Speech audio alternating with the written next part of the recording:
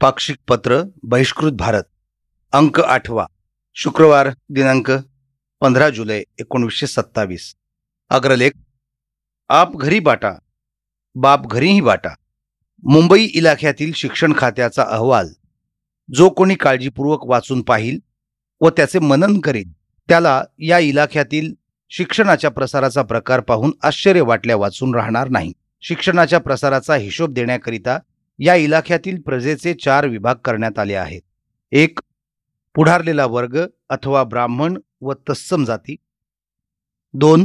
मध्यम वर्ग अथवा मराठा व तत्सम जाती। 3. कनिष्ठ वर्ग अथवा अस्पृश्य व तत्सम जाती आणि 4. मुसलमान वर्ग। लोकसंख्येच्या मानाने पाहिले तर मराठा व तत्सम जाती यांचा पहिला, अस्पृश्य व तत्सम जातींचा दुसरा, मुसलमान वर्गाचा तिसरा आणि ब्राह्मण व तत्सम जातीचा चौथा नंबर लागेल। शिक्षण प्रसाराच्या दृष्टीनेही असाच अनुक्रम लागावयास पाहिजे, पण खरा प्रकार अगदी उलट आहे। मराठा व तत्सम जातीचा लोकसंख्येच्या मानाने पहिला नंबर लागतो, पण उच्च शिक्षणात तसाच दुय्यम व प्राथमिक शिक्षणात त्यांचा तिसरा नंबर आहे। अस्पृश्य व तत्सम जातींचा लोकसंख्येच्या मानाने दुसरा नंबर लागतो, पण उच्च शिक्षणात तसाच दुय्यम व प्राथमिक शिक्षणात त्यांचा नंबर चौथा म्हणजे शेवटचा आहे। मुसलमान वर्गाचा लोकसंख्येच्या मानाने तिसरा नंबर आहे, परंतु उच्च शिक्षणात तसाच दुय्यम व प्राथमिक शिक्षणात त्यांचा दुसरा नंबर म्हणजे मराठा व तत्सम जाती व अस्पृश्य व तत्सम जाती यांच्यावरचा आहे। या सर्वांना कळस म्हणून समजल्या जाणाऱ्या ब्राह्मण व तत्सम जातीचा लोकसंख्येच्या मानाने चौथा म्हणजे शेवटचा नंबर लागतो, पण नवलावा असा की या चिमुकल्या जातींनी उच्च शिक्षणात तसेच दुय्यम व प्राथमिक शिक्षणात पहिला नंबर पटकाविला आहे। या इलाख्यातील शिक्षण प्रसाराच्या अध्यायातील ही कथा विस्मयकारकच आहे, पण वर जी निरनिराळी जातींची शिक्षणातील नंबरवारी दिली आहे तिच्यावरून एका वर्गाने दुसऱ्या वर्गास किती टागांनी मारले आहे याचा बोध होणे शक्य नाही। ते कळण्यास दरेक वर्गात किती अंतर पडले आहे याची इत्यंभूत कल्पना झाली पाहिजे। शिक्षणाच्या शर्यतीत धावणाऱ्या या घोड्यात एवढे अंतर पडले आहे की पहिल्यास शेवटचा दिसत नाही व शेवटच्यास पहिला दिसत नाही। त्यातल्या त्यात ध्यानात ठेवण्यासारखी गोष्ट ही की मुसलमान लोक जे काही थोडक्या दिवसांपूर्वी सर्वांच्या नव्हे अस्पृश्यांच्याही पिछाडीस होते, त्यांनी आज इतके अंतर छाटले आहे की नुसते मराठ्यांना व अस्पृश्यांना मागे टाकले आहे असेच नव्हे तर ब्राह्मणांना देखील ते गाठीत आले आहेत। 3 मागासलेल्या वर्गांपैकी एकाने आणि तोही गाढ निद्रेत घोरत पडत असलेल्या वर्गाने खडखडून जागे व्हावे व घोडदौड करून सर्वांस मागे टाकावे, हा आश्चर्यकारक परिणाम कसा घडला हा प्रश्न विचारात घेण्यासारखा आहे। मुसलमान लोकांच्या शिक्षण प्रगतीचे मुख्य कारण म्हणजे सरकारने दिलेल्या विशेष सवलती हेच होय। या सवलती मुसलमान वर्गास देण्यात आल्यामुळे वरिष्ठ हिंदू सरकारवर नेहमी नाराज असतात। हे त्याचे वर्तन आम्हास पसंत नाही।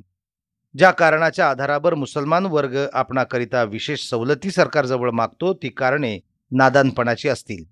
आम्ही हिंदुस्थानचे देवडीवाले आहोत, आम्हास खुश ठेवा, नाहीतर शत्रूला आत सोडू। आम्ही मोगल बादशाहीचे ऐतिहासिक अवशेष आहोत, यास्तव आमच्या म्हणण्याला सरकारने विशेष किंमत दिली पाहिजे वगैरे आधारावर मुसलमान लोकांनी मागण्या मागणे हे घमेंडखोरीचे लक्षण आहे। तथापि मुसलमानांना ज्या सवलती देण्यात आल्या त्या केवळ बाजीरावाने मस्तानीवर फिदा होऊन दिलेल्या देणग्यांप्रमाणे अस्थानी आहेत असे म्हणता यावयाचे नाही। या सवलतीच्या धोरणाला विरोध करणाऱ्या वर्गाचे असे म्हणणे आहे की सवलती देणे हा निव्वळ पक्षपात आहे। सरकारने जर प्रजेला सारखे वागवावे, अंगाजांगाचे करू नये हा उपदेश दिसावयाला यथार्थ दिसतो, पण सर्वच परिस्थितीत तो सारखाच हितकारक होईल असे म्हणता येणार नाही। एका परिस्थितीत न्याय करावयाचा झाला तर तोच उपदेश अंमलात आणावा लागेल, पण निराळ्या परिस्थितीत तो जर लागू केला तर न्यायाच्या ऐवजी अन्याय होईल। 2 माणसे सारखी सुदृढ असतील तर एकाला मलिदा व दुसऱ्याला कोंडा देणे केव्हाच रास्त होणार नाही, पण एक रोगी व दुसरा निरोगी असला तर निरोग्याला कोंडा व रोग्याला मलिदा हीच व्यवस्था प्रशस्त ठरेल। म्हणून आम्ही म्हणतो की जेथे सर्व लोक सारख्या सपाटीवर असतील तेथे त्यांना सारख्या रीतीने वागविण्यास हरकत नाही, नव्हे तेच न्याय होईल। पण जेथे मुळातच लोक असमान आहेत तेथे त्यांना समानतेने वागविणे अन्याय होणार आहे. यास्तव प्रजेतील सर्व जणांना सारख्या सपाटीवर आणणे ही जर सरकारच्या धोरणाची दिशा असेल, तर जे वर्ग सपाटीच्या खाली असतील त्यांना विशेष सवलत देऊन वर आणणे ह्यातच न्याय आहे. म्हणून मुसलमान वर्गाला सरकारने ज्या सवलती दिल्या त्याबद्दल आम्हास विषाद वाटत नाही.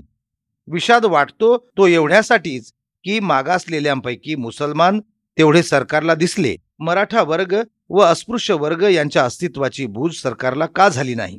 मागासलेपणामुळे जर सवलती द्यावयाच्या तर ते जास्त मागासलेले त्यांना जास्त सवलती मिळाव्यास पाहिजे होत्या. एकट्या मुसलमानांना सरकारने उरावर घेऊन नाचावे व त्यांच्याही पेक्षा मागासलेल्या वर्गाकडे डाव्या डोळ्याने देखील पाहू नये, ही सरकारच्या प्रजापालनाची हातोटी विलक्षण नाही असे कोण म्हणेल? आता सवलतीचा प्रश्न बाजूस ठेवला तरी शिक्षणाच्या बाबतीत सरकारला कर्तव्य म्हणून काही करणे प्राप्त आहे किंवा नाही याचाच विचार करावयाचा आहे. उपासमारीने शरीराचे पोषण कमी झाल्यास माणूस हिनबल होऊन अल्पायुष्यी होतो. तसेच शिक्षणाचे अभावी तो निर्बुद्ध राहिल्यास जिवंतपणी दुसऱ्याचा गुलाम बनतो. अर्थात मुलांच्या शरीराची व बुद्धीची शक्य तेवढी चांगली जोपासना करणे प्रत्येक आईबापाचे कर्तव्य आहे. परंतु बऱ्याचशा लोकांच्या हातून शिक्षण देण्याचे महत्त्वाचे कर्तव्य पार पडत नाही. पोट हे दरेकाच्या मागे लागलेले असते व ते भरण्यास अनेक लोक अनेक प्रकारचे व्यवसाय करीत असतात. एकदा एक व्यवसाय पिढीजात झाला म्हणजे तोच पुढे चालू होतो, त्यात सहसा बदल होत नाही. या अनेक व्यवसायांपैकी शिक्षण हा एक व्यवसाय आहे व ज्या जाती त्यात पडतात त्यांचा तो धंदा होऊन बसतो. ब्राह्मण लोक शिक्षण घेतात व इतर वर्ग घेत नाहीत. याचे तरी कारण हेच की शिक्षण हा जसा ब्राह्मण जातीचा धंदा झाला आहे तसा तो इतर जातीचा झालेला नाही. तुम्ही शिक्षण घ्या म्हटले असता आम्हाला काय ब्राह्मण व्हायचे आहे असे जे अब्राह्मण लोकांकडून उत्तर मिळते त्याचे इंगित यातच आहे. शिवाय अब्राह्मण लोकात मुलाबाळांना शिक्षण देण्याची मनापासूनची इच्छा असली तरी ती सहज सफल होत नाही. मुलाला शाळेत घातले तर त्याचा दुहेरी बोजा आईबापांवर पडतो. एक तर मुलगा शाळेत गेला तर त्याच्यापासून होणारी कमाई बंद होते व तो आईबापांच्या अंगावर पोच पडतो. दुसरे, त्याच्या शिक्षणासाठी होणारा खर्च त्याच्या आईबापा सोसावा लागतो. म्हणजे शिक्षणाच्या पायी कमाईची आयात बंद होऊन खर्चाच्या निर्गतीला मात्र सुरुवात होते. यामुळे हातावर कमवून जीवित कंठणाऱ्या आईबापांना खर्चाचा बोजा झेपत नाही व म्हणून त्यांची प्रजा पिढ्यानपिढ्या अज्ञानाच्या गर्तेत खितपत पडलेली असते. पण ही अवस्था कितीही क्षम्य असली तरी ती विघातक आहे यात शंका नाही. कारण व्यक्ती स्वातंत्र्याची आवश्यकता जर मान्य असेल तर दरेक व्यक्तीच्या ठायी आपले स्वातंत्र्य रक्षण करण्याची शक्ती उत्पन्न होणे अत्यंत जरुरीचे आहे व ती शिक्षणाशिवाय उत्पन्न होऊ शकत नाही. या कारणास्तव दरेक सुधारलेल्या राष्ट्रात प्रजेला सुशिक्षित करण्याची जबाबदारी सरकारला आपल्या अंगावर घेणे प्राप्त झाले आहे. हिंदुस्थानात मात्र ही जबाबदारी पत्करण्याचे भरीस सरकार पडले नाही. प्रजेच्या वित्ताचे व जीविताचे संरक्षण एवढेच काय ते आपले कर्तव्य आहे, या परते दुसरे काही नाही अशी आमच्या इंग्रज सरकारने आपली ठाम समजूत करून घेतली होती. यास्तव कोणी कोणावर चाल करून त्याच्या शरीराला प्रत्यक्षपणे दुखापत करू नये, अगर अप्रत्यक्षपणे त्यास अपाय होईल असे करू नये. ज्यास जिकडे जाणे असेल तिकडे त्यास जावयास कोणी प्रतिबंधक करू नये. कोणी कोणाचे वित्त लबाडीने हरण करू नये. ज्यांचे धन तो त्याचा स्वामी, त्याने त्याचे वाटेल ते करावे वगैरे व्यवस्था नियमबद्ध करणारे penal code, criminal procedure code, transfer of प्रॉपर्टीचा कायदा वगैरे कायद्याच्या राशीच्या राशी करून आमचे इंग्रज सरकार स्वस्थ हात आखडून बसले होते. 1910 साली पंडित गोपाळकृष्ण गोखले यांनी सरकारला शिक्षणाचे बाबतीत हलवून पाहण्याचा प्रयत्न केला. पण या बाबतीत बसकटीस आलेले सरकार काही केल्या उभे राहिना. याचा परिणाम असा झाला की ज्या जातींना शिक्षणाची गोडी नव्हती त्या जाती अशिक्षितच राहिल्या व व्यक्ती स्वातंत्र्याचे संरक्षण करण्यासाठी मोठमोठाले कायदे ठोकठाकून केले असतानाही अशिक्षित जनतेला सुशिक्षित वर्गाच्या लफंग्या व लोभी कारस्थानापासून सुटका करून घेणे दुरापास्त झाले. शेतकरी कायद्यासारखा कायदा शेतकऱ्यांच्या बचावासाठी सरकारला पास करणे भाग पडले. हा सरकारचा व्यक्ती स्वातंत्र्याचे संरक्षण करण्याचा उपाय कसा फोलकट आहे याचा सरकारविरुद्ध सरकारनेच दिलेला पुरावा आहे. 1920 साली राजकीय सुधारणेचा कायदा पास झाला तेव्हापासून इतर इलाख्याप्रमाणे या इलाख्यातही लोकशाहीच्या काळात सुरुवात झाली. तेव्हा आता तरी शिक्षणाचे बाबतीत आपले कर्तव्य सरकार पार पाडील अशी आशा होती, कारण लोकशाहीच्या काळात शिक्षणाशिवाय मुळी चालणेच शक्य नाही. दरेक राष्ट्रात नानाविध प्रकारचे उद्योग व व्यवहार परस्परात चालले असतात. या व्यवहारात कोण कोणाला बुडविल, कोण कोणाला रसातळाला नेईल, कोण कोणाचा गळा कापून त्याच्या स्वातंत्र्याला धोका करील याचा नेम नाही. व असे जर झाले तर लोकशाही ऐवजी अमीरशाहीच होईल. हल्ली एका विवेक्षित प्रकारच्या संघटनेला लोकशाही असे नाव देण्याचा प्रघात पडला आहे. पण लोकशाहीचा हा अर्थ अगदी संकुचित आहे. जेथे दरेक व्यक्ती परस्परात व्यवहार करताना आपल्या तोलाने वागू शकते व दुसऱ्याच्या जाळ्यात न सापडता आपले हितसंबंध अबाधित राखू शकते, तेथेच पूर्ण लोकशाही नांदत आहे असे म्हणता येईल. अशा स्थितीत लोकनियुक्त सभासदांनी गजबजलेल्या कौन्सिलात सक्तीच्या प्राथमिक शिक्षणाचा प्रश्न योग्य तऱ्हेने निकालात निघेल अशी आशा लोक धरून होती व त्याप्रमाणे 1920 सालचा 16वा कायदा व 1923 सालचा 4था कायदा असे 2 कायदे या इलाख्यात पसारही करण्यात आले. पहिल्या कायद्याने मुंबई शहरातील प्राथमिक शिक्षण मुंबई म्युनिसिपालिटीच्या ताब्यात देण्यात आले व दुसऱ्या कायद्याने जिल्ह्यातील प्राथमिक शिक्षण स्थानिक म्युनिसिपालिटीच्या आणि लोकल बोर्डे यांकडे सोपवून दिले आहे. हे कायदे डॉक्टर परांजपे शिक्षण मंत्री असताना त्यांच्या कारकिर्दीत आणि त्यांच्या धोरणाने पसार झाले आहेत. हे कायदे पसार करण्याचे कार्य त्यांच्या आयुष्यातील एक महत्कार्य म्हणून गणले जाते हे आम्ही जाणून आहोत. परंतु दिसण्यात जे महत्कार्य म्हणून दिसते ते नेहमीच सत्कार्य असते असे म्हणता यावयाचे नाही. कोणी काहीही म्हणो, आम्ही स्पष्टपणे म्हणतो की डॉक्टर परांजप्यांचे हे कायदे अत्यंत नादानपणाचे आहेत आणि जितक्या लवकर ते कायदे रद्द करण्यात येतील तितके बरे. या कायद्यात अनेक दोष आहेत, पण आमच्या मते त्यातील मुख्य दोष म्हणजे प्राथमिक शिक्षणाची व्यवस्था कायदे कौन्सिलच्या हातून काढून म्युनिसिपालिटीच्या व लोकल बोर्ड यांच्या स्वाधीन करण्यात आली हा होय. ज्या राजकारणी पुरुषाने ही व्यवस्था घडवून आणली तो एक तर खुळा असला पाहिजे किंवा लबाड असला पाहिजे. खुळा कारण कोणीही शहाणा माणूस हल्लीच्या परिस्थितीत केव्हाही असे म्हणू शकणार नाही की प्राथमिक शिक्षणाच्या कार्याला कायदे कौन्सिलांपेक्षा लोकल बोर्डे व म्युनिसिपालिट्या जास्त लायक आहेत. एकतर लोकल बोर्डे व म्युनिसिपालिट्या यांचे सभासद कायदे कौन्सिलच्या सभासदापेक्षा केव्हाही जास्त अडाणीच असणार. शिवाय भत्ता घेऊन बाजार करावयास सापडतो एवढ्यासाठी बोर्डाच्या सभेला जे हजर राहतात त्यांना प्राथमिक शिक्षणाची कसली चाड असणार. आणि असलीच तर पैशाच्या अभावी त्या बापड्यांना काय करता येईल. आणि जर सोय करता आलीच तर त्यांच्या हातून सर्व जनतेचा सारख्या प्रमाणात परामर्श घेण्यात येईल याविषयी कोण खात्री देऊ शकतो.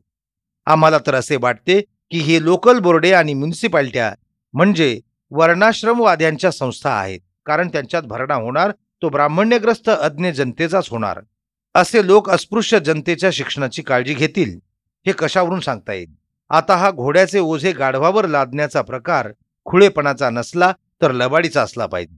कारण या कायद्याने लोकांची वंचना जरी झाली असली तरी कायदा करणाराने हा कायदा केल्याबद्दलचे फुकटचे श्रेय लाटले आहे. सरकारला सक्तीचे शिक्षण पूर्वी जरी नको असले तरी आता ते नको आहे असे नाही, पण सरकार भीते ते खर्चाला. तेव्हा सक्तीच्या शिक्षणाचा कायदा मागणाऱ्या लोकांना कायदा करून दिला आणि तो प्रचारात आणण्याची जबाबदारीही स्थानिक संस्थांवर टाकली की आपण सुटलो. जर कायदा अंमलात आला नाही तर जनता स्थानिक संस्थांचे पाहून घेईल. अंध जनता पाहू इच्छित नाही, स्थानिक संस्था काही करू शकत नाही आणि सरकारवर प्राथमिक शिक्षणाचा कायदा पास केल्यामुळे जादा खर्च काही बसत नाही.